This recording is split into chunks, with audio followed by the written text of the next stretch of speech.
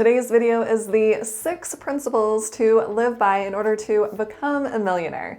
And this comes from Steve Adcock, and I'm not sure if I'm saying his last name right, but hopefully I am. He has 6 principles that he has lived by, and he was able to retire at age 35 and become a millionaire. I am Tiffany Thomas with WealthyTiffany.com, and I achieved financial freedom and became a millionaire myself. And if you are looking to do one or both of those things, hit that like button and hit the subscribe button, and we are going to dive right in. I really love these 6 basic principles that Steve talks about, and that's because honestly, some of them are exactly what I did to become a millionaire. In 2016, Steve was able to accumulate almost $1 million in savings. So he ended up quitting his 6-figure job in software development and retired at age 35. And just a few months later, his wife joined him in retirement. And I get that not everyone has a high-paying job, but seriously, these principles that he talks about are really the foundation of building your wealth over time. The first principle he talks about is making financial freedom your #1 goal. And I totally agree with him on this principle. This is exactly what I did. I made financial freedom my top goal once I figured out that I would be able to become financially free at such a young age. He says this principle is not so much about money, but it's about wanting to achieve a goal enough to make it your top priority, which makes complete sense. I know that when I have set financial goals, like buying multiple properties, when that is at the top of my list, that is my top priority, that is what I focus on. I'm able to cut back in spending in other areas and put that money toward my down payment, toward the financial goal that I am working on. He said that he had a great salary and was good at his job, but he dreaded going into work every day. So in his late 20s, he decided to make early retirement his primary goal. He says that he really focused on making dramatic changes in his financial habits. He stopped letting a lot of his money sit idle. He started investing that money, and he also started saving 70% of his income. And he says it was hard at first, which I think that would be hard at first when you're so used to spending all of your income or the majority of your income. But he said that it got easier because he kept reminding himself that everything he'd been spending his money on were things that he didn't really need or even use. And I'm sure there are things that we purchase all of the time that we don't really need or we use. And you can probably see a lot of purchases in your room or around your house that you don't even really use. And the key part of this is where he says none of the changes he made felt like a sacrifice because he knew they were in support of his goal becoming financially free. And principle number 2 to becoming a millionaire is to boost your income. And I find this one really interesting because he was making such a high salary that I'm surprised that he thought about trying to boost his income. I feel like a lot of times when people are making really good money, they don't really think of other ways they could make money. But that is definitely not what he did. He was trying to think of different ways that he could increase his income. So even though he was making 6 figures, he was always thinking about ways he could use his skills to actively boost his income when he wasn't at work. And one of the ways that he was able to boost his income was by creating a website about finances. And that is called steveadcock.us.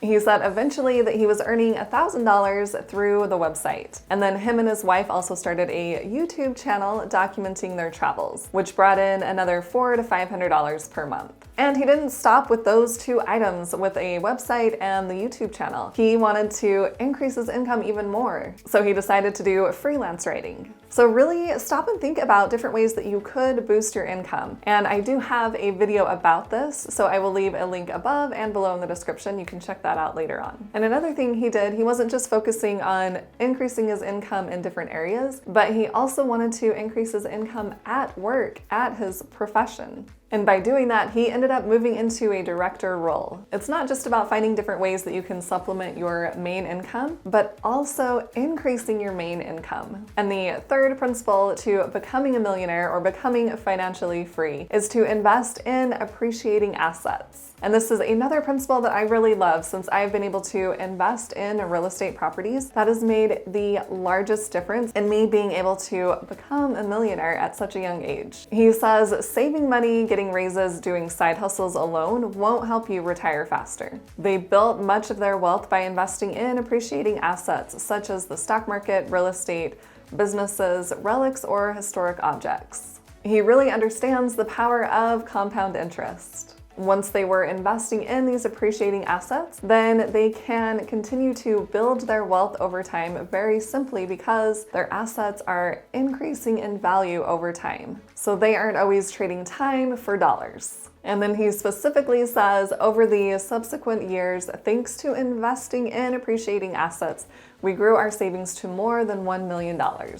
When it comes to investing, late is always better than never. When is the best time to plant a tree? It was yesterday. But when's the second best time to plant a tree? It's today. So starting to invest right now will help you increase your wealth over time. But if you continue to put that off and not invest your money, then you will not be able to become financially free. I know that is true for myself. I wish I would have started investing even earlier than I did, because then I would have become a millionaire even sooner and become financially free even sooner. But even if you think you are behind, it is never too late to get started. So get started today.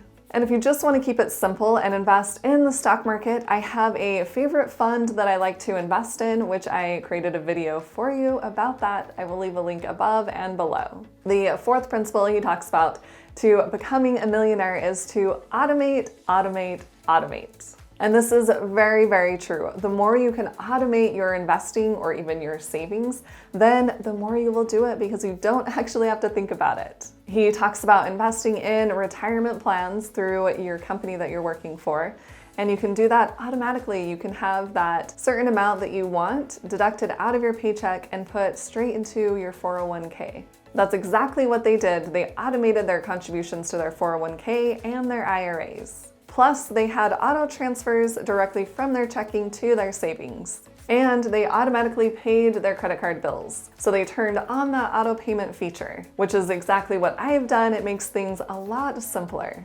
And he says automating will make it so much better because then you are not relying on discipline. And I remember teaching a class one time about finances, of course, and one of my friends had come up to me after and she said, you know what you said about automating, I am going to do that today. So she set up an auto transfer from her checking account into her savings account. And I was super excited that she was planning to do that. And she even texted me later and said that she did that. And then even months later, she sent me a text message and said that she had a large amount of money in her savings account, and there was no way she would have had that amount if she hadn't set up that auto transfer.